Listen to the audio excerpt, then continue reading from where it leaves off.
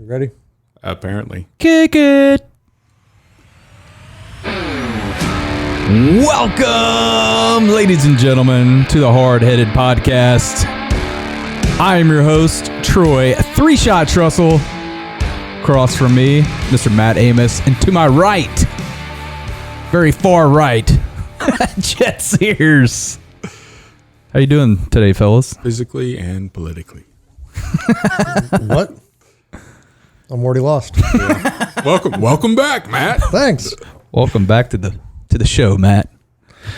So, for you new listeners out there, we do three things on this show. We do a segment called What's on Your Mind, where we talk about whatever pops up in your mind. And then we do a top three. Could be anything. Favorite things or... Top three things that are not good. Yeah. Both ends of the spectrum. The top three of the bottom list. That's right. And then we end it with a good word. So, who is up today? I've got what's on your mind. Thanks for being prepared, figuring all that out. I'm prepared. I've got all my top threes ready to go. All right. Well, I've got two things on my mind. So the first thing on my mind is our listeners. So as we go along on this podcast journey, we are starting to grow, and we kind of are right where we expected we'd be at about this time after launching in January. And the next step, the next phase is coming, and we need your help. What we need from you is any opportunity you get to share, and that's not necessarily through social media, but it could be. You know, if you're like, oh, you're having a conversation with somebody, yeah, I heard that on a podcast. Tell people what podcast you heard it on. Share, talk about us, like us. If you're still with us, we think you like us. So it would be fantastic if you could just spread the word, find a few people to have us listened to that are like-minded with you, and we will continue that growth path. And then we've got some other things in the works right now, which will be pretty exciting, and we really look forward to announcing those when they come out. And Matt has no clue, by the way, what we're talking about. Matt doesn't even know. Zero idea. But yeah, really excited about it. So what's on my mind? Number one, I really appreciate listening. You listening, it's fantastic that you take time out of your day, that we're in your rotation of podcasts or whatever it is that you do. And we also enjoy the interaction that we have. So our top three for the next few episodes are actually listener provided. So some of the interactions that we've had asking, hey, why don't you give us a few ideas here? So we're going to be going through a few top threes over our next several podcasts, which are going to be fun and provided by you, the listeners. So those interaction opportunities that we have are fantastic. Keep those up. Let's even have some more of those. We're really excited about that as well. So that's one thing that's on my mind. Well, and some of those, keep those top threes coming, because some of the ones that are coming up are actually a challenge. They're not just easy off the top of your head. Matt likes a challenge. Speak for yourself, Matt. There's some of them are a challenge for me. Well, when you don't research them, they're a challenge. When you just sit down in here and like, oh, yeah, let me think about that for a second. You kind of come up with some of our listeners are making us work. Yeah. I like that. Or read. And hopefully we won't come up any more ice makers in your cars for vehicle upgrades or anything like that. That was well thought out and well planned. I've heard about that after the fact still. It's awesome. So hard-headed, one of the definitions of hard-headed is being practical and realistic. I did the opposite of that recently. It was not a practical decision that I made. I recently bought a car for my daughter. Yes, it showed up in my driveway yesterday. Yeah? Yeah. Yeah. Yeah. You ready? Yep. It's a Volkswagen Beetle convertible. Oh, perfect. Yes. Those are very practical. Not practical at all. Like you could maybe get a duffel bag in the trunk. Like in the trunk's in the front, right? No, they should have kept the engine in the back, so that when they redesigned it, from the original. Oh yeah, they put the engine up front. But there's ridiculous. no space in the trunk, no space in the back seat, which that was intentional because our daughter's a social person and we didn't want her with a wagon being able to carry around Yeah. a whole bunch of people. But yes, it's a very tiny, cute, not practical. Does it have the little flower in it too? It probably will. It probably will. Well, when you buy one from the dealer, they come with the little flower, right? I didn't buy one from a dealer. Yeah, you bought it from used. A person. Yeah. Yeah, but I've seen the flower because I used to work with a girl that bought one from the dealership, and it came with the little. Yeah. So. Yeah. Now I do kind of feel your pain because my daughter just passed her driving test to get her learner's permit. Yeah. And so now we're in the process of looking, and initially she wanted a small truck.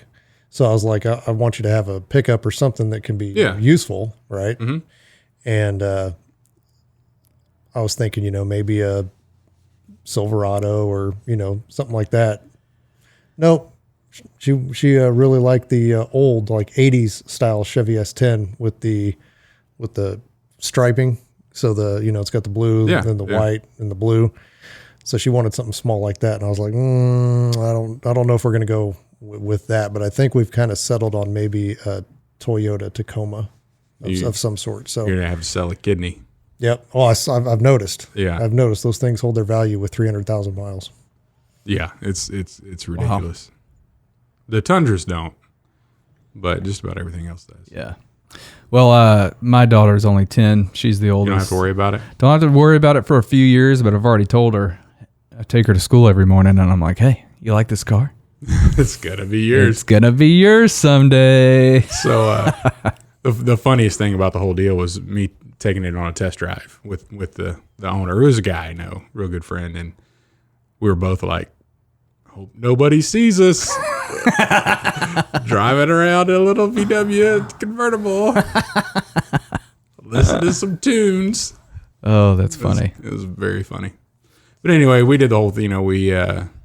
She wants to drive a lot and get some practice in. So we did the whole, hey, I'm taking you driving Saturday morning, So she got up and wasn't ready to go, like, hey, come on, let's get going. And I had Stone in the garage with the camera. So we recorded her reaction when she walked out the door.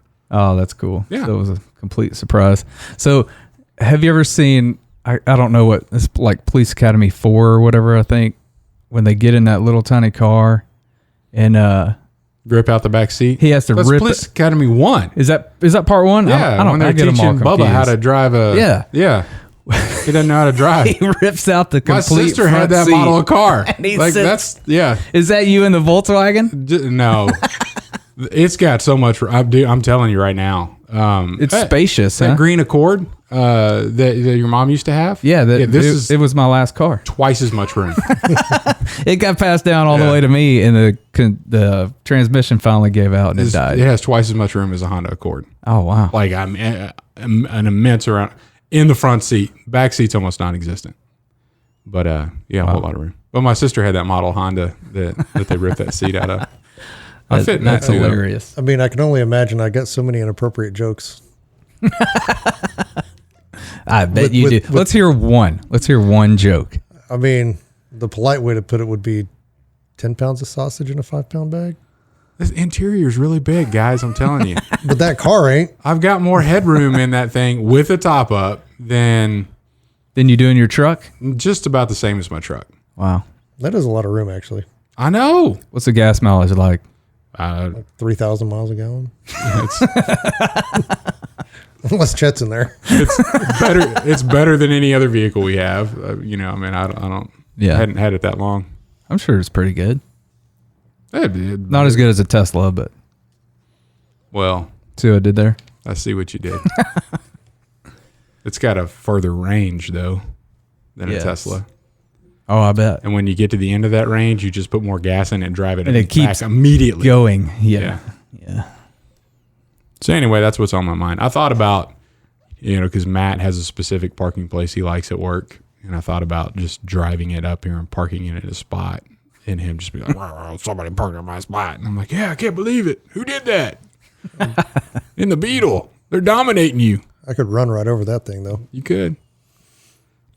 Yeah, well, speaking of funny cars, so I was on my way from Kentucky to Alabama, and we're driving down the road, and I mean these people on, I can't remember, is it I-65 or 62 or something like that, and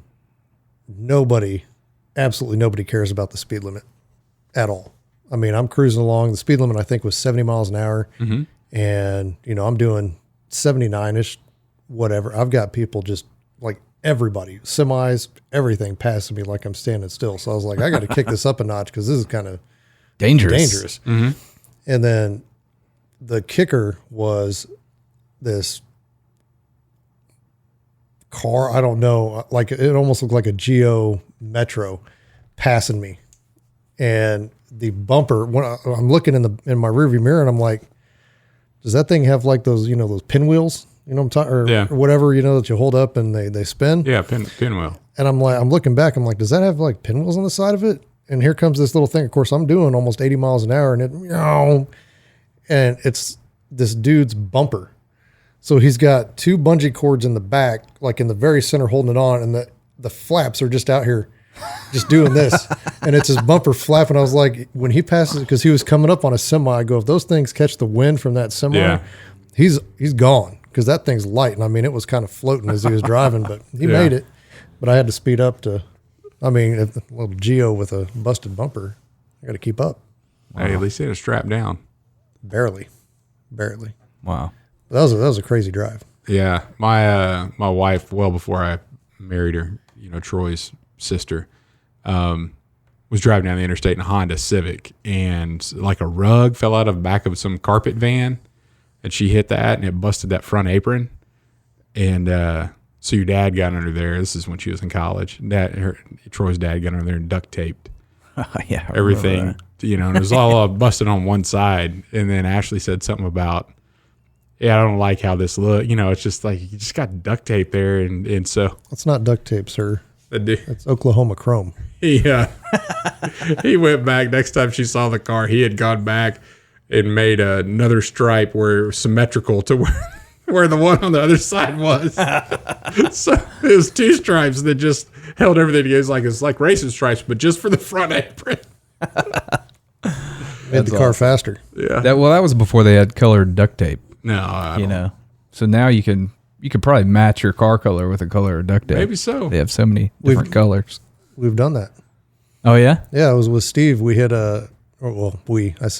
he hit a deer and busted off the whole front end of his vehicle. Now, it didn't touch anything important. It was just the plastic stuff up front. But I mean, that bumper was dragging. And so we went to Dollar General to get some Oklahoma chrome and went in, and they had white, and it matched his. So we taped it up and looked fine. But that's awesome. Crazy. $17,000 worth of damage, and it didn't touch anything Cars other these than days. plastic. That's why you need to buy that old Chevy for your daughter. Yep. That was made with metal. Yep. Metal bumpers. Those are good trucks, man. I think you ought to do that. Well, and I was looking at some of those S10s, and the nice ones they're pricey because now they've got, of course, everybody's modded them out, and they've got, 350 in them, and you don't necessarily need to do that. No, she definitely doesn't need that. Yeah. But yeah, my first car was metal, old 4-door Delta 88 Oldsmobile, and it was a beast. Yep. I remember backing into a light post in a gas station somewhere, backed into it, and I stopped immediately and pulled up a little bit, went back there, and my bumper was kind of just in like 6 inches. Yeah. And it was on senior skip day, senior skip day, but I was a freshman skipping school. Like, hey, I like the skip day part. Yeah. So I was freaking out because, anyway, I went back there and I just put a foot up on something nearby and pulled, and that popped it right back out. So You didn't get in trouble that day. I did get in trouble that day. I got busted. Seniors, imagine that. Yeah. But only because someone in one of my classes was talking about it, and my name was brought up. So the teacher told the authorities, called my folks. But yeah. other than that, I might have gotten away with it. Maybe. Maybe not. Kids don't skip school. It's bad. Yes. You will get busted. You'll end up like this guy. You'll end up like me, and you don't want that to happen. Nope. Watching all the Star Wars. Yep. Well, speaking of teaching kids things, let's hop into our top 3. Yeah. So top 3. This top 3 was submitted by Dr. Kelly Crittenden, who's a professor at Louisiana Tech University, a buddy of mine from back in the college days. So teaching kids. What a segue into that. Well played. Hey, you like that? Do what I can. And Kelly's top 3 idea for us, top 3 skills to teach your kids. All right, Matt, you want to go first and take it away? Of course. Since you're so well planned. I'm prepared today. All right. So, number 3, how to cook. How to cook what? Anything. But basically, just teach your kids how to cook. So you know how to cook anything? You can teach other people how to cook anything? Not anything. I didn't say everything.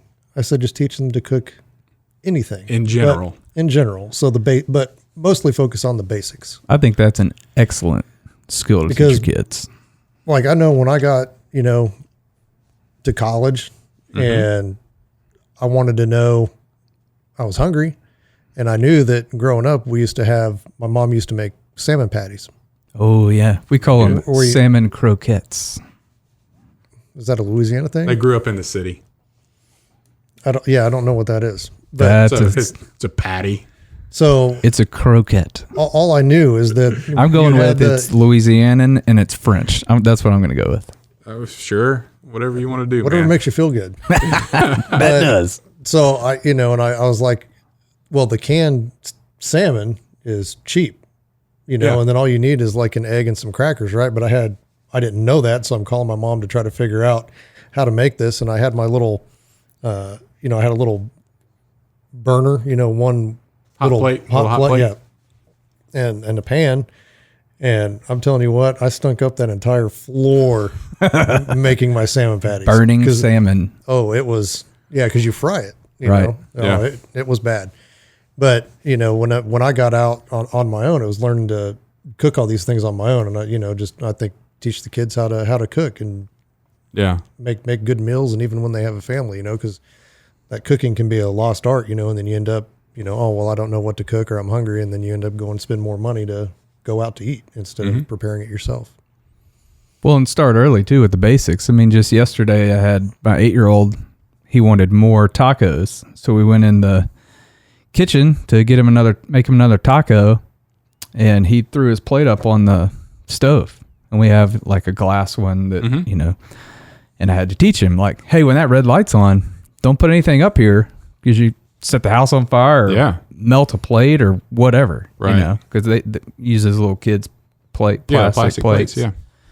So like now he knows not to put anything up working there. around the kitchen a little bit. Yeah. So and just just simple things. So have you started? Like, is there something that you've like worked with them? So my girls are pretty creative in the kitchen. I mean, they like to get in there and kind of experiment, and they know. They haven't done much grilling with me. They really don't get that side of it yet. Yeah. But I think if they were on their own, as it's been proven a few times, that they'll be all right. Cook for themselves. Cool. Good. Come up with something. I like it. So at least they can go to the store, find some stuff, and make something work. Yeah. So that would be number 3. Number 2, along those same lines, how to use basic tools and what those tools are called. I also think this is an amazing skill to teach your kids. So, especially for my girls, and one of my things was going to be, and I think we talked about it earlier today, was how to change a tire. And that was actually going to be one of my things, because while I was gone, my wife calls me and was telling me about the hectic day that she had. And for some reason, her van will not keep a tire with air in it for whatever reason. I don't know how many flats we have a year on that stupid thing. And this time she goes, well, it wasn't just it was there 1 minute and then gone. And it was on one of the new tires. So thankfully, we're not paying for that because it was covered under the protection plan. But she's like, here I am on the side of the road. And she goes, I'm completely done with the crappy jack that they provided in the vehicle. And I'm done, trying to loosen the lug nuts. And I was like, so you're telling me to purchase possibly a nice cordless impact wrench and some cool stands? And she was actually kind of behind it. She's like, I am done. She needs to be NASCAR on the side of the road. Zip, zip, zip. Change them out. Zip, zip, zip. Be back on the road. So that's one of the things that. But anyway, that's not one of them. I guess that's a tool 2A, but that's a tool. Yeah. But knowing what common tools are called, wire cutters, vice grips, screwdriver, Phillips head, flat. Yeah, I had that conversation with my 8-year-old the other day. Yeah. So just basic how to use common tools and how to use them safely. Yeah. Whether it's a handsaw, don't put your thumb where you're going to be cutting, stuff like that. But little life skills, and then teach them. Start simple with like a birdhouse. Have them build a birdhouse and go from there. Yeah. And then number 1 for me is how to shoot and handle a firearm safely. Okay. Very good skill. And it kind of goes back to how to cook the basics, because if you can kill it, you need to know how to cook it. And so, and I just think gun safety overall, knowing how to handle a firearm is a very important skill. All right, man. I agree. Those are good. So before we hop into your top 3, Chet, why don't we take a break real quick? Oh, that'd be fantastic. You want to take a break? I'd like to take a break. When would I start using Admiral's Pennant beard oil if I wanted to start growing out a beard? Like literally right now. That peach fuzz that you have on your face, as it's growing in, that is when you need to start conditioning the beard, because the follicles are typically not hydrated enough, and so that oil helps in that hydration, cuts down on the itching, cuts down on any of the redness and flaking that you might have when you're growing out a beard. And that flaking is basically your skin being dehydrated because it's forcing it into that follicle. Where can I get some of this? Well, you can go to admiralspennant.com. admiralspennant.com. Tell them Hardheaded sent you. There's several different scents that have really good descriptions on them. So take a look at what's out there, and they're all natural. No synthetic substitutes. No synthetics. So admiralspennant.com. Get you some beard oil. Let them know that Hardheaded sent you. Thank you from that kind word from our sponsor, Admiral's Pennant. All right, Chet, top 3. I hear their owner, by the way, is like way country. Oh no, he's got a pretty fancy website. He can survive, that's for sure. All right, top 3 skills to teach your kids, Chet. So, proper handling of a knife. Ooh, good one. Like it. Yeah. I started out with my kids pretty young. I got one of those CRT wooden folding knives. It's just a wooden deal that they're not going to get hurt with it. And then, so they had that. I can't remember how old, but if you can show me that you know how to use this thing, then for your next birthday, you'll get a pocket knife. So I've done that with all my kiddos. Nice. And they even have pink pocket knives for girls. So. Oh yeah. So yeah, now we go to, like if we're out camping or whatever like that, all of them, from about the age of 7 or 8, I'm cool with them whittling and doing all that kind of stuff. Keep an eye on them still, but make sure you're not cutting towards yourself. Keep all your fingers away. Laid away. Yep. I think we need somebody in the office to take that. Don't be in the line of fire when you're chopping things. Yeah. We had something happen here. Oh. Yeah. Yikes. Yep. It turned out to be not that bad, but it looked like a murder scene. Oh, wow. So and I found out that if you do not know how to handle a knife properly and you cut yourself and you bleed, there's a high likelihood that you can probably get Chet to pass out. Yeah, I'm not good in those situations. I'm good with my blood, not with other people's blood. Yeah. He was just going to sit in here and just wait it out. Yep. See, I'm the opposite. I'm not okay really with my blood, but I'm okay with other people's blood for the most part. Oh, they were even talking, oh my gosh, there's blood everywhere. It's squirting. I'm like, I'm just going to stay right here. Y'all need anything else? Well, let me know. Yeah, because you were telling about that story about the time you almost passed out. On my dad. Yeah. Yeah. Recovering from surgery. He just had quadruple bypass, and we're in there while he's coming to, and I'm just looking, he had like dried blood and stuff all over him from there, from the procedure and the oxygen things breathing for the respirator or whatever it was. And I'm just standing there looking at all that stuff, and it's my mom is to my left and my sister's to my right, and I'm right behind him kind of looking over. And I'm like, oh, this is, and so he's going down. I start swaying back and forth, and then I grab my sister's shirt and I just start tugging on it like that. And she's like, what? And I go straight over. I'm going to land on his chest. Like, oh, no. And so my sister's like, no. And she shoves me into my mom, and they both just kind of walk backwards, and I hit the wall and just slide down the wall. And then a nurse is walking by and looks in the door, and there I am all, ghost white, laid out on the floor. She's like, are you okay? I'm like, I passed out, need some help. Well, the birth of our first, I was filming it and everything. It was a C-section. It's kind of like really fast. Everything happened really fast. And I'm in there, and the anesthesiologist is up by her head as well, and he looked at me and he said, sir, I'm going to need you to get on the floor.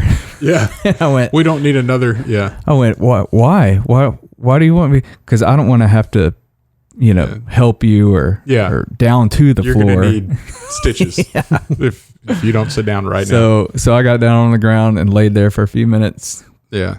Because I needed to, but also to appease the anesthesiologist. Yeah.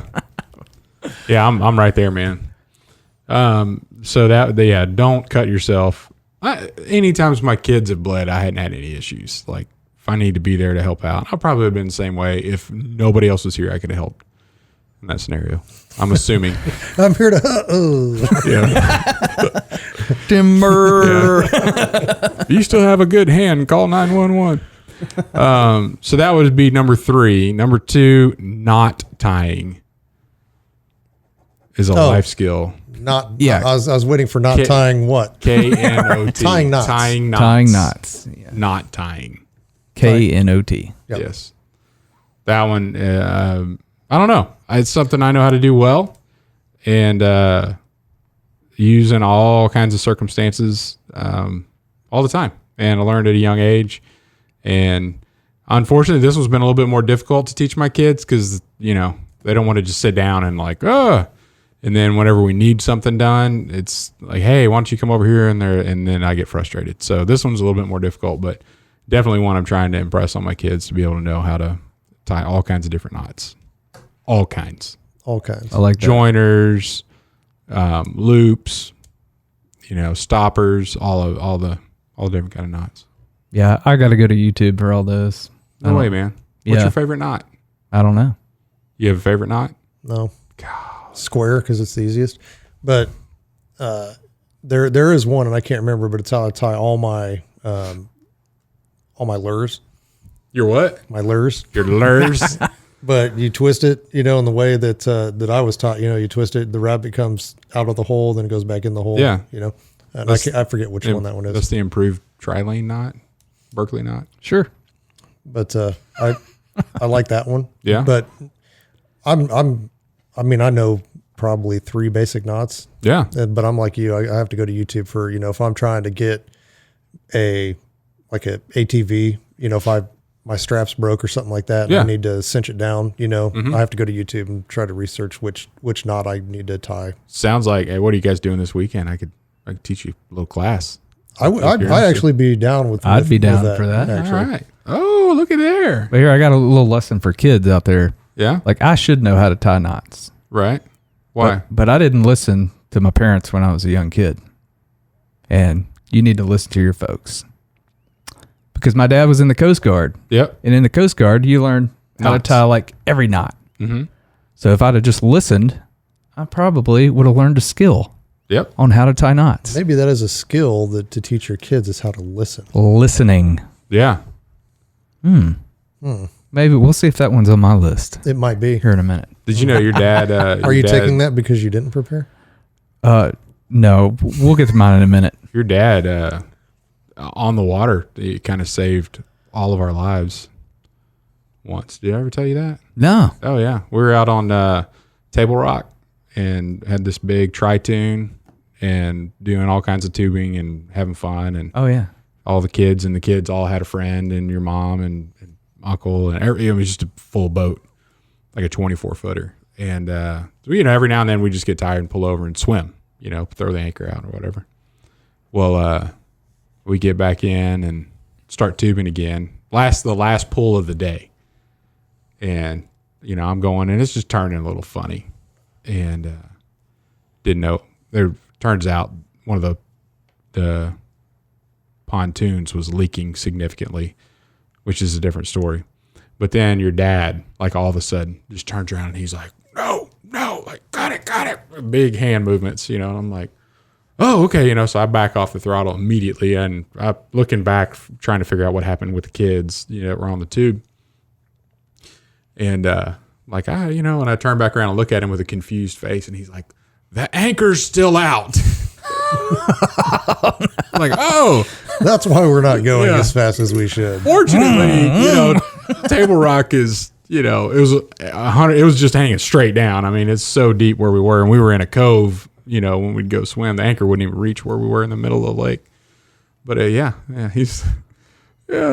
thanks, Mr. Don. Well, Appreciate you. at least you can man. see, because Table Rock is extremely clear. Yeah, So you can, yeah. yeah, absolutely. It's not like you're hung up in Cheney Lake and you can't. Yeah. Yeah. Yeah, or was just pulling an anchor. I mean, it didn't get hung up in the motor. Of course, it wasn't that fast, but yeah, that was a disaster waiting to happen. And anyway, by the time we got done with the whole deal, back to the pontoon leaking, like, I had everybody on one side of the boat, like, all of us. Hey, everybody get on this side, and that thing is still like over here. So, and halfway through, I called the guy and said, hey, the guy we were renting from, like, this thing is leaking. He's like, no, we just had it repaired. There may have just been a little water left in there before. And I'm like, okay. And I said, because I'm ready to bring this thing. Oh, no, don't bring it back. Everything's going to be okay.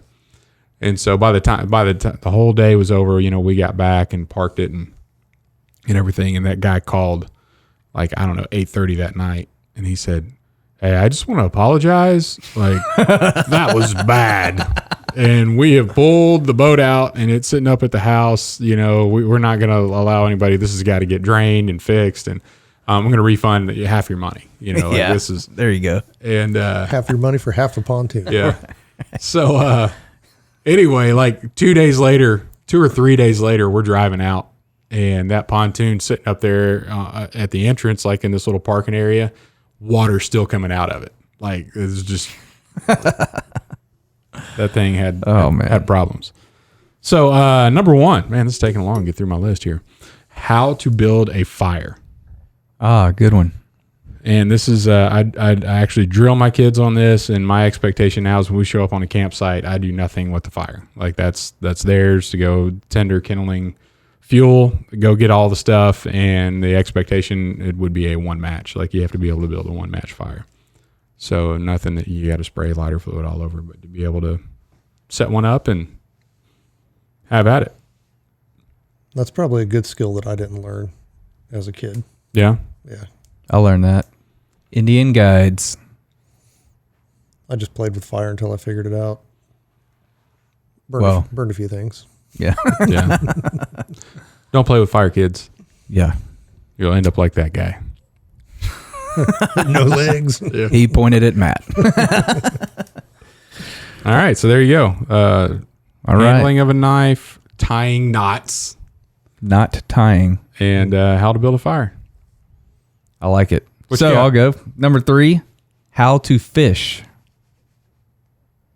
Very important. Like it. Because if you can teach a man to fish, you can keep him from starving. Yes. Right? Maybe. I was gonna say, you know how to fish, and I haven't seen you catch too many. Well, I think Troy. we've only been fishing a handful of times. Troy could fish. Troy catches a lot of fish. Okay. Yeah.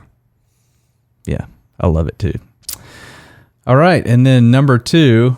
So we've heard number 2 and number 1 already. From Mr. Amos. So I'm spitballing here, Okay. winging it. But I think because I had how to use tools as my number 2, and we kind of covered that already. So I think I'm going to say how to listen. Because that is a very important skill to have, especially in the day and times we live in, because you need to be able to listen to other people instead of just responding. And you shouldn't think about what you're about to say. Yeah. You should really listen to that person, really understand where they're coming from, so that you can have a good response back to them. Yeah. Like coffee and a donut. Like, agreed. There you Agreed. go. And you can't learn if you're talking. You can only learn if you're listening. That is correct. And that was a good skill for kids to learn, because I'm pretty sure I didn't learn that as a kid. But kids should learn that skill. Yeah. And number 1 was how to cook. And I even have start with the basics. Really? Yes. Which you said word for word. So we already covered that, but that was my number 1. I think it's very important. I mean, learning how to cook, you can feed yourself, you can save money. 2 of the main reasons I learned how to cook. So yeah, that's our top 3. Top 3 skills to teach your kids. Listeners, if you want to comment about any that you think are good that we didn't cover, we'd love to hear it. So, Yeah, we'd like to thank Kelly. for offering that suggestion up.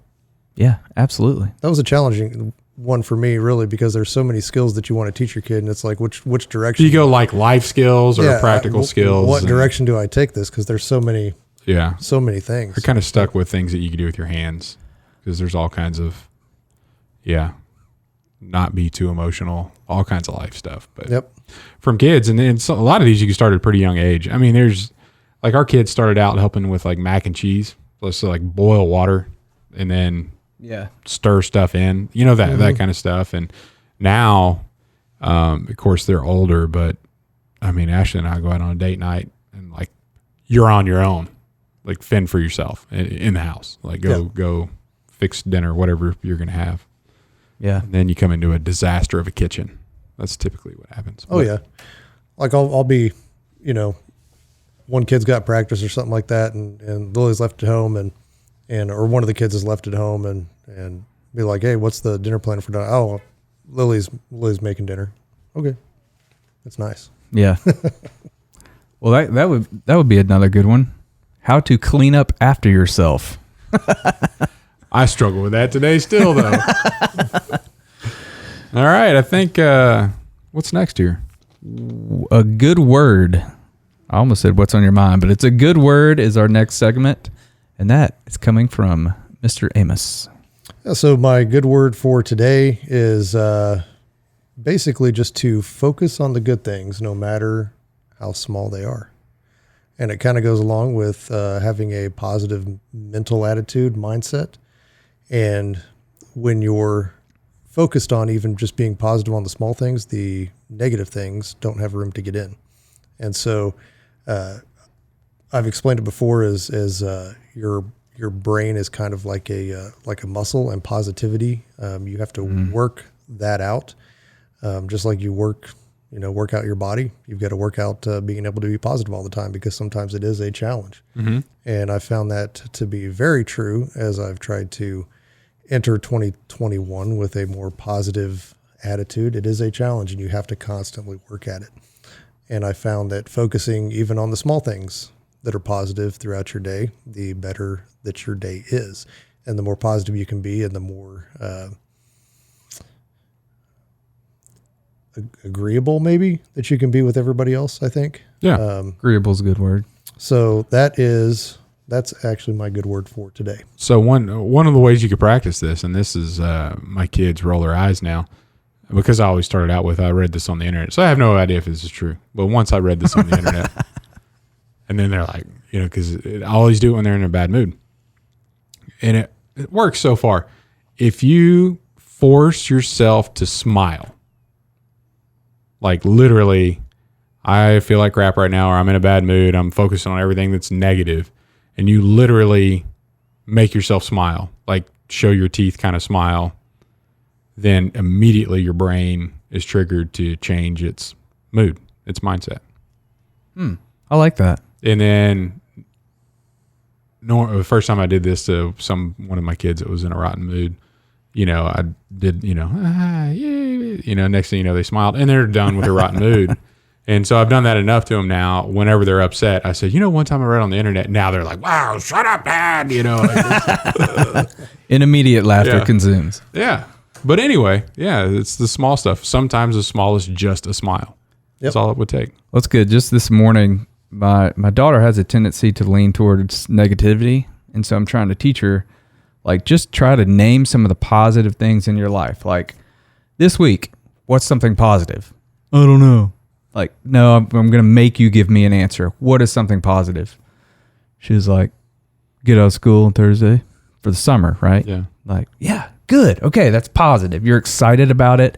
You want that to happen. Like, right. Let's think about those things, you know? So we went over a few more things, but just trying to teach her to smile big. I'm going to teach her that now because that's good. Right. And just be more positive. And it was on the internet, so it's true. Exactly. 100%. Yeah. 100% true. Yeah. Send that to the internet. Yep. All right. Where's that from? Oh. Send it to the internets. Cobra Kai? Cobra Kai, yeah. Oh. To the interwebs. He said internets, I think. Yeah. Oh. I think he says hash browns or hash brown. Yeah, about hashtags. All right. Well, don't forget, listeners, thanks for tuning in. And like, subscribe, share. Hash brown, join the conversation. Hash brown, join the conversation. Hash brown. Hashtag hash browns, whatever that thing is. All right. Yeah, check us out on hardheadedpodcast.com. It's our website where you can find where to listen to us, how to watch us. If you want to go to YouTube, Rumble, all that stuff.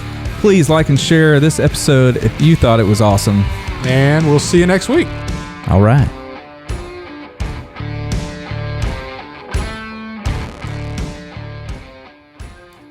All right. That's funny you had two that were identical.